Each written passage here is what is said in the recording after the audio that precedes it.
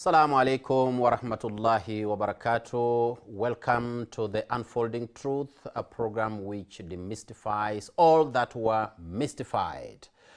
Today we are going to look into the topic feminism in Christianity and Islam. We may want to know what feminism is, but we are coming to that in a few minutes. But first, I would want to remind you that we carry forward the discussion that we are having today into our Twitter space later tonight. So stay with us. If we may not be at a position of responding to all your questions now, we are going to do that later in the night. Therefore, check on all your social media handles, be it Facebook, Twitter, YouTube and all that, at Horizon Kenya, and it will be passing at Horizon TV Kenya.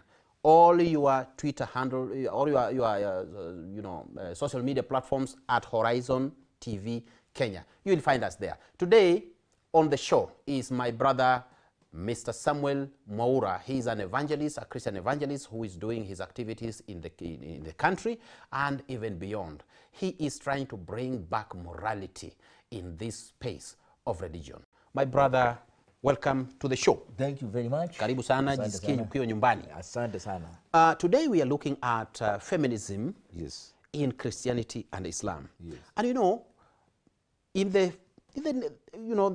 recent past, yes, there has been a lot of agitation by organizations, both abroad and within, championing for the girl child, yes, championing for the women. Yes. They want to see and they want to be recognized, yes, the women rights, the affirmative action, the gender war, all these gender thing. Yes. They have been dominating the air ever since. Yes. And it is now becoming a little bit of a hot potato. Now, we may want to know, yes, what is the place of a woman in Christianity and Islam? Yes. We, alhamdulillah, in Islam, we are very, very much proud of our women. Very, yes, very proud. Yes. First and foremost, they have been given a class above many. A woman in Islam is a queen.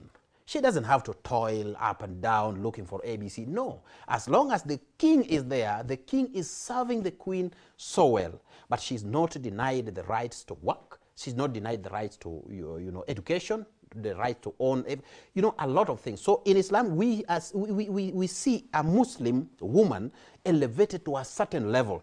She is up there. She set the bar too high. We may want to know, yes, in Christianity, how you rate your women, how you treat your women.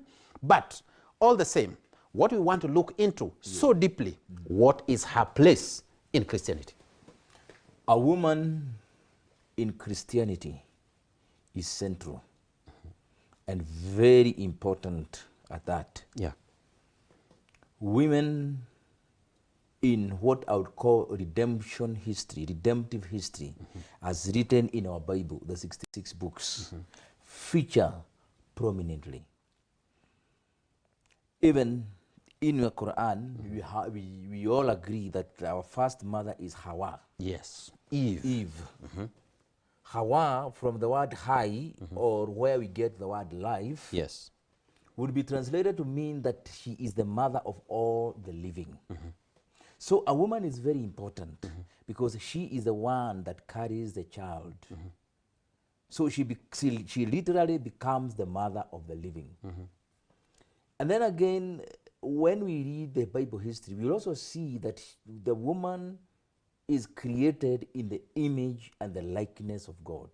That we can read in Genesis 1:26 to 28. Yes. That male and female created he, them. So there is no part of inferiority in Christianity for the woman. However, the New Testament admonishes us that we be very careful how we treat the woman, because she is of the weaker sex. Weaker sex physically, not spiritually, not emotionally, but physically.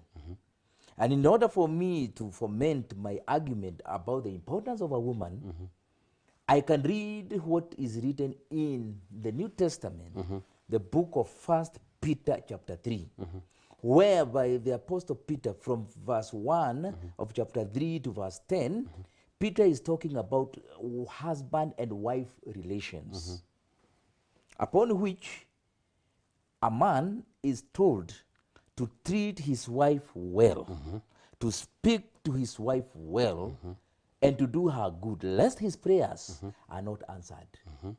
And I can tell you for sure, any person, any man who maltreats his wife, any man who maltreats his woman, there is a way that his prayers are hindered.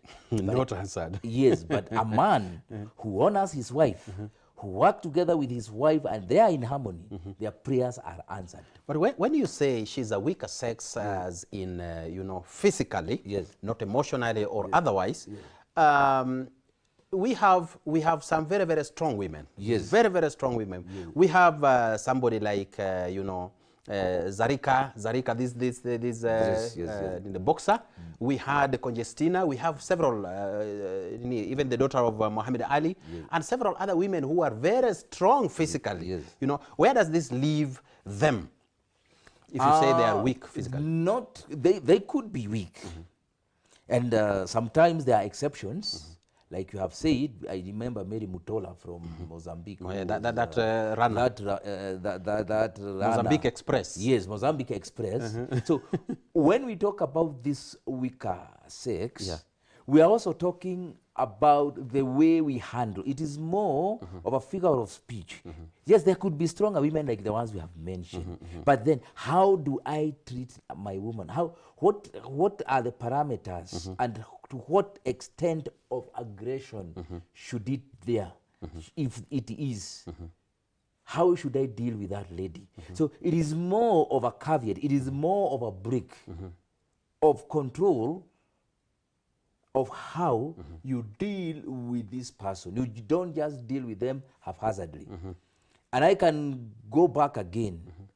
When the Bible talks about God being a just judge, when the Bible talks about God fighting for the cause, he does not talk about a widower, but a widow in God's economy is very, very important. So that shows not that she is weak, so to say, because there are women who are even strong-willed than I, and even some may be even stronger than me physically.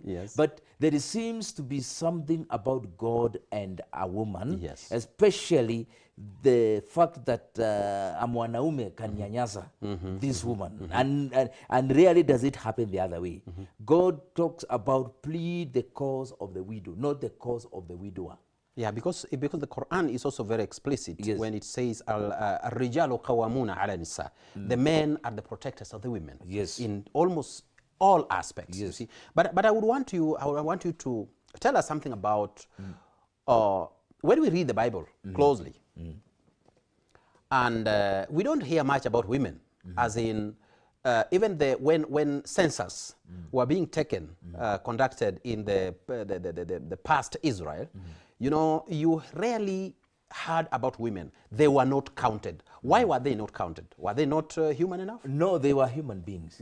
Maybe that can be ascribed to the cultural context, the contextual variable upon which the Bible was written.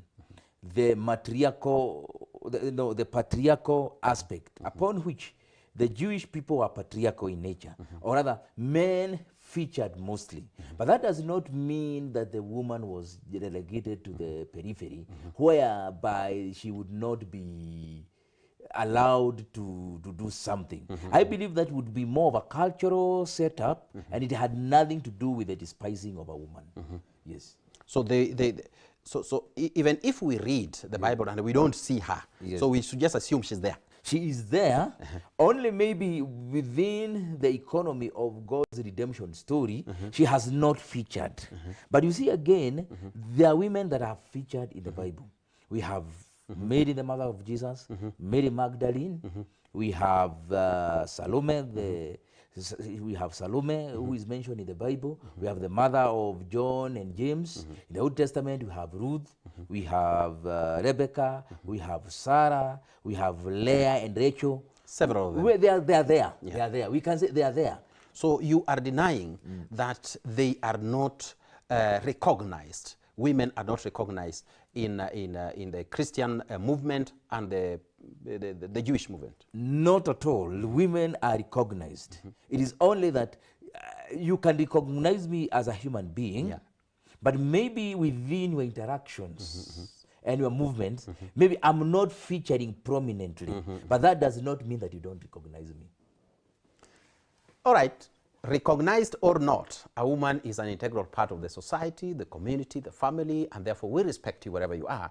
We are going for a short break, but when we come back, we're going to dig deep. Assalamu alaikum wa rahmatullahi wa barakatuh.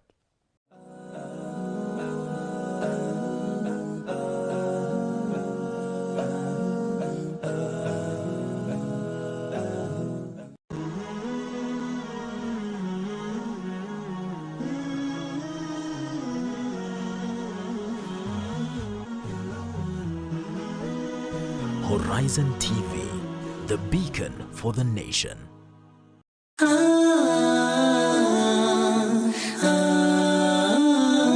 Ibn Taymiyyah rahimahullah said the believers encourage people to reconcile relations with those who have cut them off.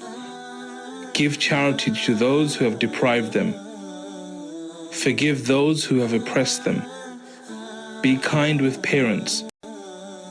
Uphold family ties. Be kind with neighbors. Be kind with orphans, travelers, and the poor, and to be gentle with servants. They forbid bragging, arrogance, and transgression. They discourage people from feeling superior over others, rightly or wrongly. They enjoin people to use lofty manners and prohibit them from pursuing trifles. All that they say or do from these values and other teachings, in all of it they follow the Quran and the Sunnah. Their path is the religion of Islam with which Allah has sent Muhammad sallallahu alayhi wasallam.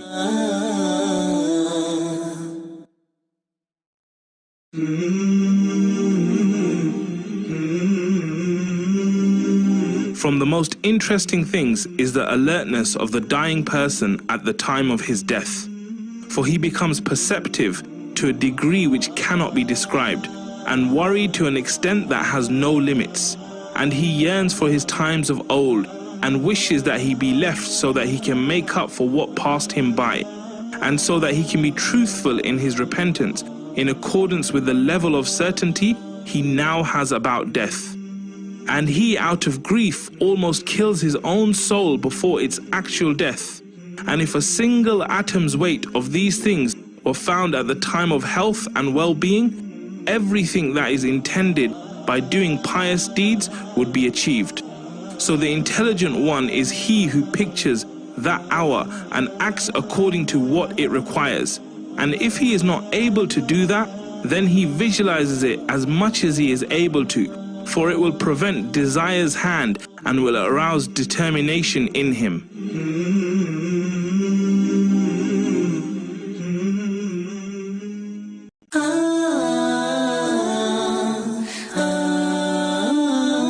Repel the thought, for if you don't, it becomes an idea. So repel the idea, for if you don't, it will become a desire. So fight against that desire, for if you don't, it will become a determination and a passion. And if you don't repel that, it will become an action. And if you don't replace it with its opposite, it will become a constant habit. So at that point, it will be difficult for you to change it.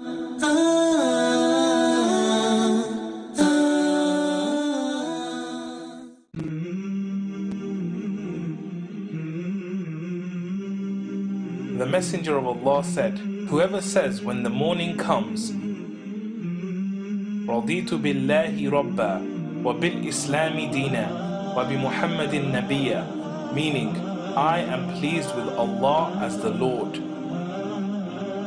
and with Islam as a religion, and with Muhammad sallallahu alayhi wasallam as a prophet. Then I am the guarantor that I will take him by his hand until I put him into Jannah.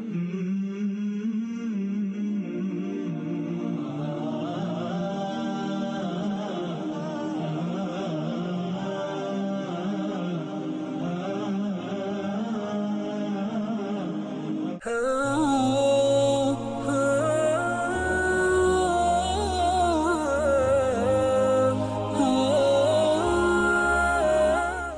alaikum, brothers and sisters.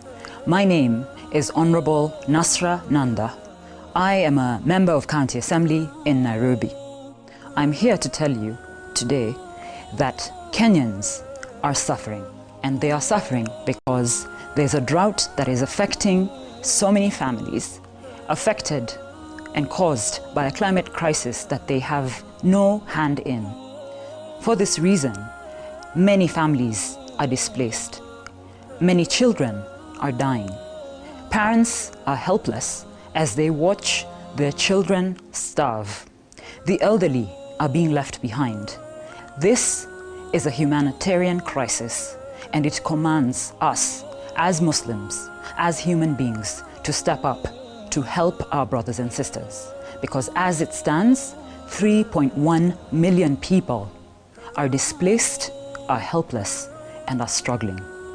They need you, they need me, they need all of us to step up and help them. Please, I implore you to kindly donate and help our brothers and sisters, because every positive change in the world starts with you and me. Shukran.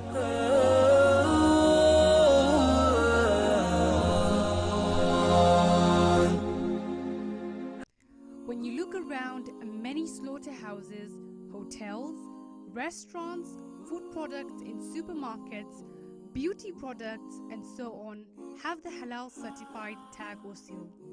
How can you be sure that the halal certification is credible?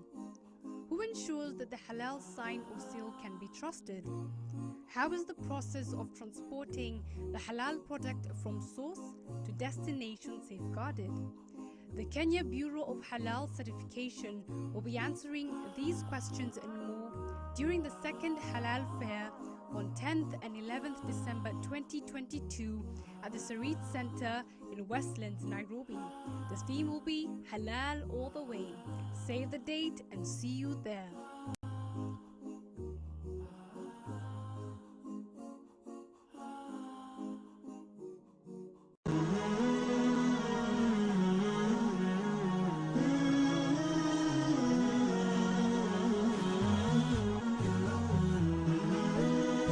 Horizon TV, the beacon for the nation.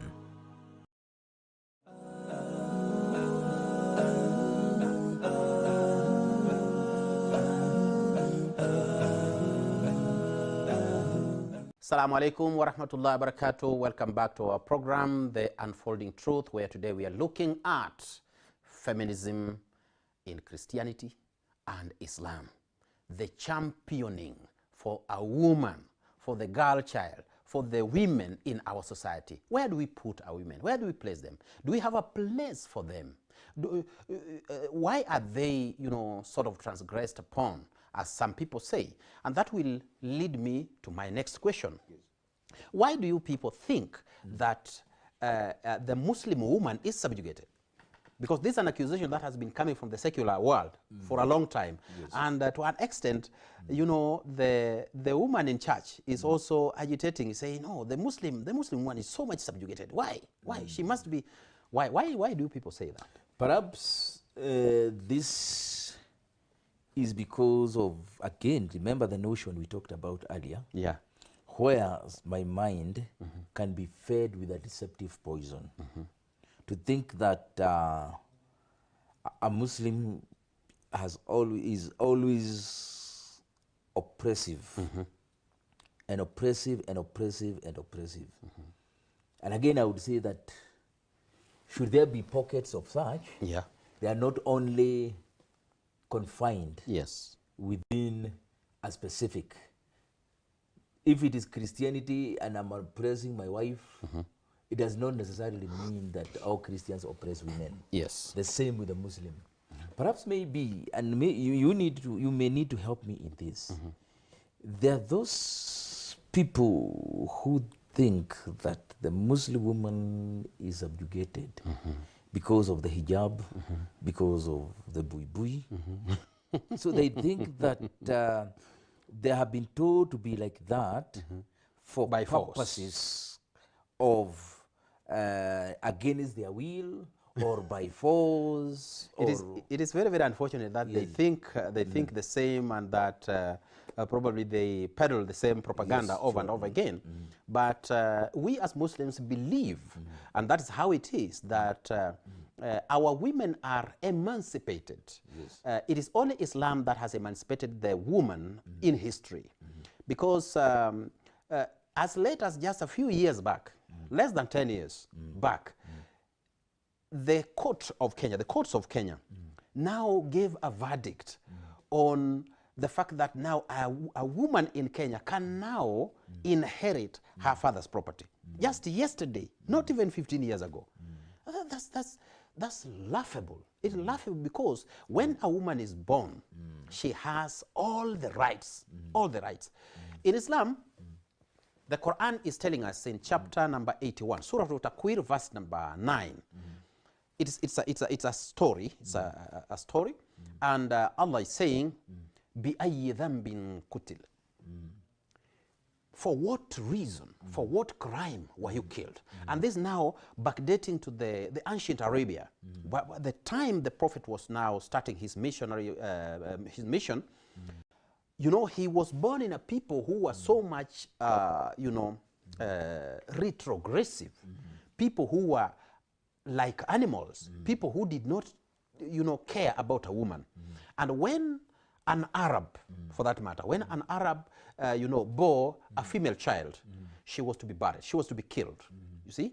And now this is the part that now God is now bringing to remind us that they did that. And the day of resurrection, that particular female child, the girl child will be asked, for what reason were you killed? You see that? Now, when he started preaching about emancipating women, he got a big opposition from the Quraysh, from the polytheists of Arabia.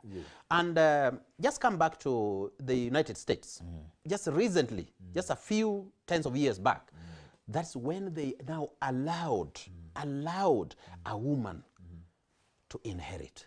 They allowed a woman probably now to participate in political issues. But we in Islam, Islam gave the woman the leeway back then. The Prophet himself had a wife, and that wife remains the biggest scholar in Islam when it comes to women. She narrated thousands and thousands of hadith, the teaching of the Prophet.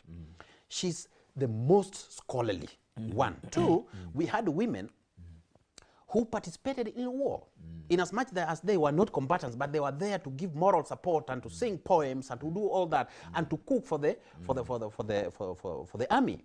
They were there. We had women who were so much, you know, versed in their thing, in the knowledge, in the sector of poetry. We had one called Khalsa. Khalsa would come and you know, reorganize the poems that were written by the biggest scholars. She says, no, this one doesn't add up, this one doesn't add up. And she reorganizes because of the scholarliness that she has, you see? And unfortunately, as late as, even now as we speak, there is a cultural practice called sati. Sati is practiced in India. And in India, when a man dies, now that woman must die with a man. It is an Indian sort of one of their cultural practices. Yani, without this woman being sick, without her having committed anything, she has to die alongside the husband. That is one. The husband is allowed to pass any verdict on the woman as long as she has wronged her. So the husband can decide that the woman must be killed, his own wife. Now, this is happening in the world today. In Japan, they also have their own, very, very weird sort of. Now, if we look at all these cultures against Islam now, then we find Islam is the most proactive when it comes to feminism. It is the most, you know, open-minded when it comes to treating a woman. But of course, the propaganda must always be there. They will always talk anything about Islam. Now, coming to the hijabs and the buibuis. A woman is decent when she's decently dressed, you know. One time I was in a seminar, and one of the scholars, you know, he gave some sweets, you know, these confectionaries. he gave it out, you know, to be dished around. And one was in, okay, they were all being passed around in plates, but some of them were were still wrapped, others were open, you see. And then people were picking. And mark you, all the open sweets were taken back. Why? Nobody is ready to pick that open, because we tend to think that, you know, some jams have, it's now contaminated. But you take something that's still wrapped, that you unwrap yourself. Now, in Islam, we believe, and it's our teaching, it's a theological teaching, that a woman must dress decently. When she's decent, she's, you know, she holds her integrity intact. And she can walk around in front of her father, and there's no problem. She's very comfortable. She can sit around near her father, her brothers, no problem. Even in the presence of other people, because she's nicely dressed. But when she's dressed in those small stuff or tight-fitting stuff, then of course she's going to be uncomfortable. All the time she'll be pulling, and it's not good. So theologically, Islam wants a woman to dress nice, and it is not imposed on her. And if it is any sort of imposition, then it is God himself who actually advised them to dress so. Because in Surah Al-Ahzab, it should be verse number 56 or so, God tells the Prophet himself, Ya ayyuhan nabi, you Prophet, kulli azwajika wali banatika wanisa'il mu'minin yudnina alayhinna min jalabibihin. O Prophet, proclaim this to your wives. Kulli azwajika, to your wives. Wali banatika, and your daughters. Wanisa'il mu'minin, and all the women, the Muslim women. You know, they should dress, you know, they should cover themselves neatly, okay, with integrity, not like, you know, okay, what is mentioned here is jilbab, min jalabibihin, okay. Now jilbab is a big cloth, a big dress that covers the whole body, so that her shape is not, you know, displayed. And when her shape is displayed, we are men, we know what we are. We are real easily affected by sight. When you see, and you tend to, you know, you ask yourself several questions. Like my friend, the late Wahome Mutai, used to say, the responsibility of a man is to study the geography of a woman and comment on it. You see that? That is his literary work. But again, we are not allowed to look at a woman directly and start commenting on her. This will happen when she's badly dressed, when she's semi-nude. And this is a problem. This is now where the rapists also come in. I don't say a rapist will only rape you when you are badly dressed. No. Rape is some sort of a disease in the heart. They rape even old women. Old women. But you run a high risk of being raped when you are badly dressed. So in Islam, as I conclude, Islam has emancipated a woman. Islam has given her a choice. This is your dress. Put it on. But you are not subjugated. You feel free in it. And that is why a Muslim woman will clad her buibui, will clad her jilbab, will clad even her, you know, face veil. Yani wholeheartedly without feeling oppressed in a way. So it is a propaganda when somebody says that Muslim women are forced to dress that way. It's so bad. But again, it makes me think. When they come to church, the Christian woman, when she comes to church, and it is like, hey, how will it be? What is the church saying about their dress code today? The Bible is very clear. Decency. And actually the same chapter that we talked about, that is in 1 Peter chapter 3, the woman is told to clad the inner qualities of a quiet spirit. Yes. An example of a woman of faith is given, that of Sarah, who called her husband Lord. Meaning that even in Christianity, those women that clad badly when they are going to church, it is they are not representative of anybody. They are not representative of Christianity. In fact, Christianity, and especially the letters of Paul, tells the ladies to be decent. about decency, Yeah. more than any other, because they knew, God knows, that when I see some semi-nude woman, my mind will be poisoned. Yes. And given occasion is when I can do that which is not right. Yes. So even in biblical Christianity, a person who subscribes to true biblical Christianity, they will be very decent. And then there is this saying that goes, we had talked about minerals some minutes ago, and anything that is of precious or value, greatest value, is that thing that which you will need and get. You sweat for it. You sweat. But now when a woman comes wearing some dress that reaches here, so all exposed. it is exposed. Yeah. And you see now it creates some illusions of lust. Yeah. And this is where even the uncontrolled human nature can do harm. And anybody who will wear like that, that is somebody who does not value who they are. And it is very, very unfortunate when Yes. when somebody clad in that Yes. is now claiming to be preaching the word of God. Yeah, It's really I would not even listen to them, because I would think that they are literally becoming fishers of men, not in evangelism, but fishing men, Yes. so that they satisfy their own lusts. We are not going to allow to be fished. We are going to stay put, and we are going to mind our businesses. Yes. Whether or not you pass around, we are going to mind our businesses. And as we mind our business, let's go for a commercial break. We'll be back in a short while. Assalamu alaikum wa rahmatullahi wa barakatuh.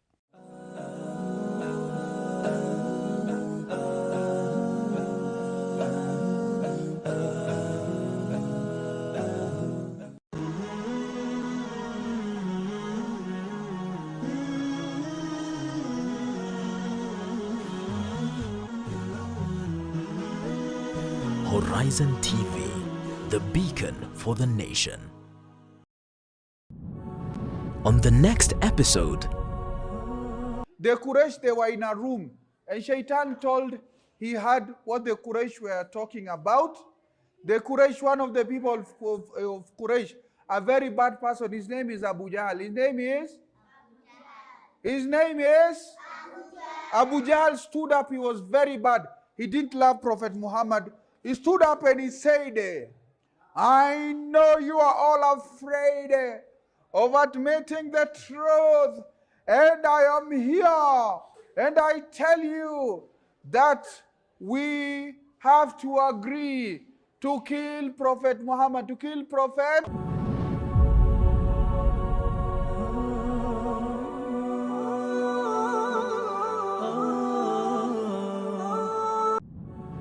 on the next episode. Na siku zote tahadhari sana. Shetani ni mbaya, shetani ni muovu. Ikhwata al-iman, utamwona akupambia, utamwona mtu atakapokuwa ana jini, utamsikia mimi nataka kile, mimi nitatoka, lakini mpewe hiko, lakini mpewe kile, lakini au utaona wengine msikia mtu anasema ampandisha, mimi sitoki kwa huyu. Kwa nini wewe hutoki kwa huyu? Huyu acha sala. Sitoki mimi mpaka nihakikishe ataswali. Akiacha kuswali mimi nitamwadhibu huyo. Tena tutasikia tusema, mashallah ana jini mzuri.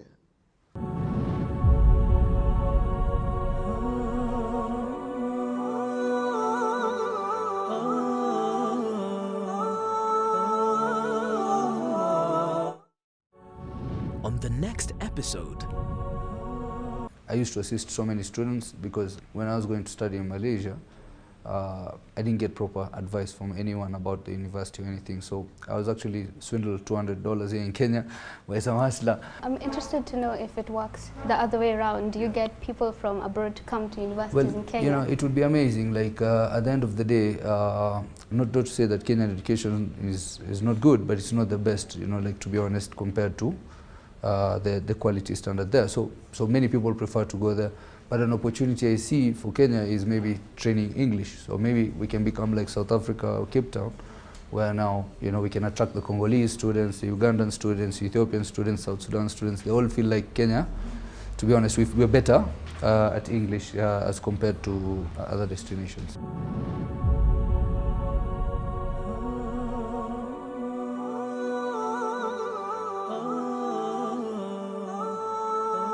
Katika kipindi kijacho, watu 700 wamebakia, jeshi 3000 mbele yao, wana ngamia 3000, wana farasi 700, wana dir'i 700, wana watu waliokuja farasi 200. Hali kama hiyo ikaleta uzito. Baadhi ya Waislamu na waumini wakaanza kuogopa walipoona watu wanaanza kwenda 300, jeshi imepungua. Kabila mbili walitaka kwenda zao, wakaona hapa sisi tutaenda kuuawa, kwa hivyo wacha turudi. Mwenyezi Mungu akawahifadhi, Mwenyezi Mungu akawahifadhi. Saa zingine fitna ikitokezea, kuna watu Allah na wahifadhi wasiteleze.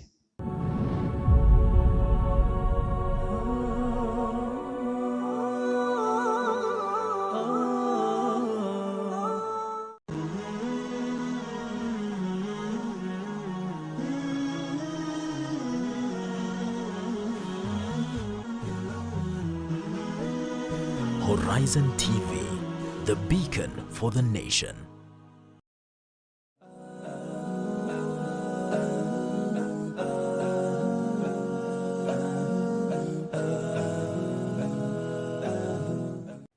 Assalamu alaikum wa rahmatullahi wa barakatuh. Welcome back to our show. Let me remind you that we are carrying forward the discussion to our Twitter handle at night tonight at Horizon Kenya, at Horizon TV Kenya.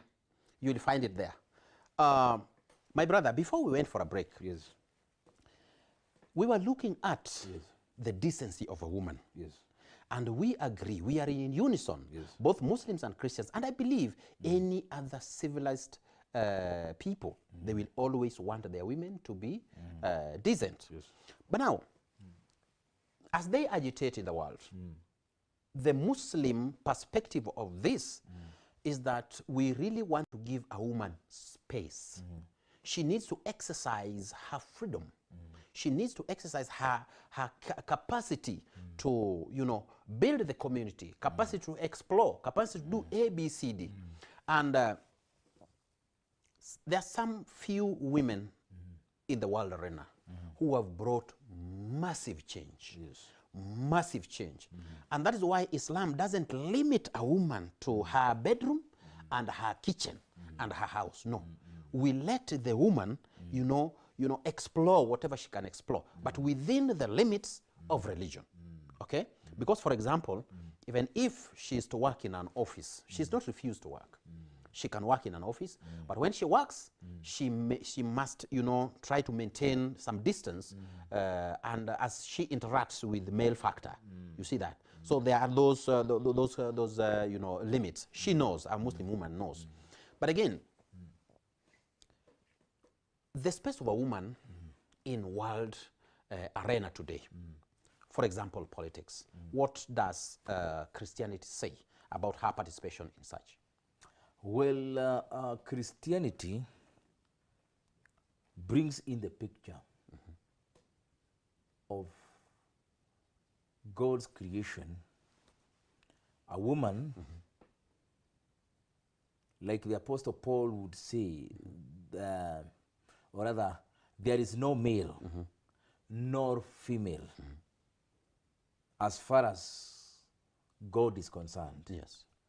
So a woman who feel called to work even in politics, like now, yesterday, I think there is a woman called Liza Truss who became the Prime Minister of Britain. Yes. And of course, Britain, as we know it, is a Christian nation, meaning that there is no fettered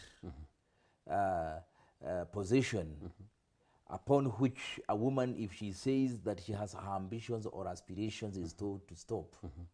So just like in Islam, a woman is given prominence and is allowed to dream and even to become what she desires to be, as long as within the confines of the truth and the revealed truth that God has revealed in the Bible.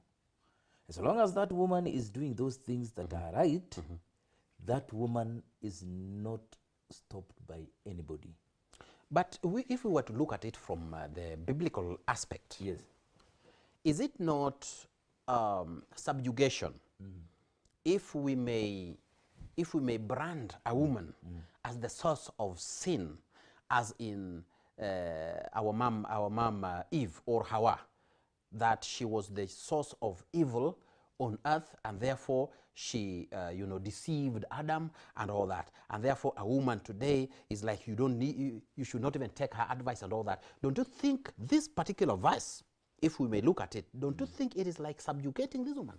Not at all. That would be what I would call irresponsible exegesis.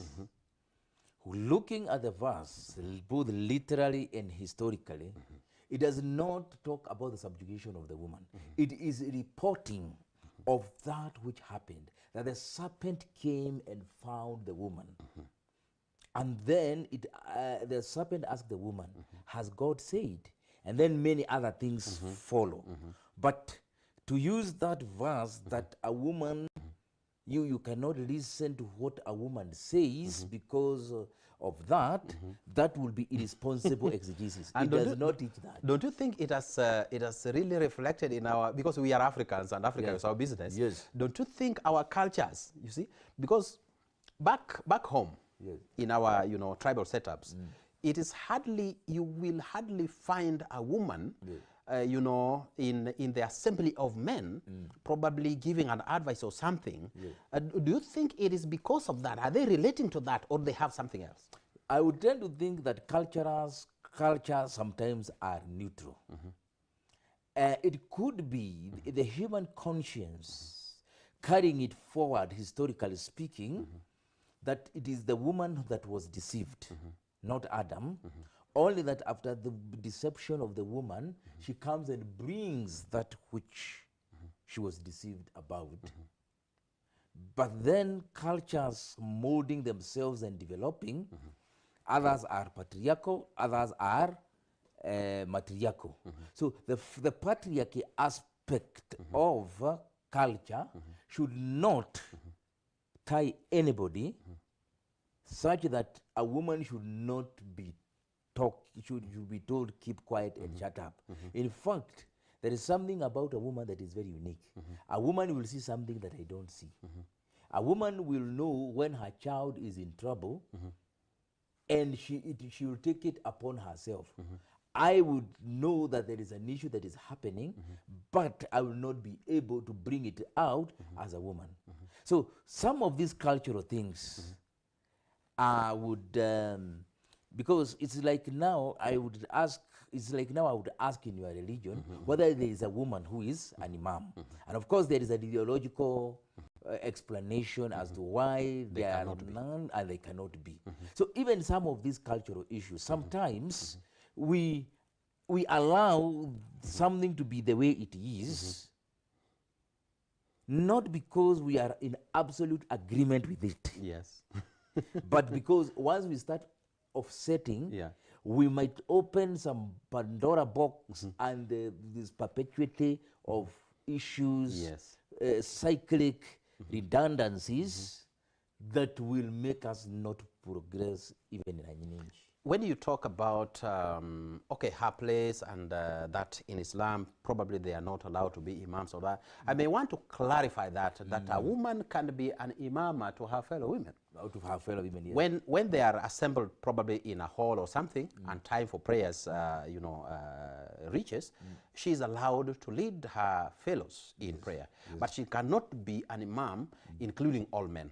Okay, that is in a mixed up gathering. That cannot happen, you see, because of reasons A, B, C, D. And Paul is writing in the 1 Corinthians, if I'm not wrong, when he says, I'm not giving a woman any authority, to teach in church. If she wants to learn something, she should ask her husband back at home. Yes. Okay, I would want your commentary on that. But before you come to that, Islam has seen some of the mightiest women who have championed for very, very beautiful things. In Pakistan, we had Benazir Bhutto, who was the prime minister. When the world thought that a Muslim cannot be elected a leader, she was elected a leader. In Yemen, we had another one who was a Nobel laureate. And in Sudan, just a couple of years ago, a lady, 21 years of age, so young, but she managed to lead an agitation. She championed for an agitation, and Omar al-Bashir is out of power. You see that? And she is the face and remains the face of the revolution in Sudan. She's called Al-Salah. She was only 21 years back then. Now, a woman, if she knows her place, they should come out and take their place in the society.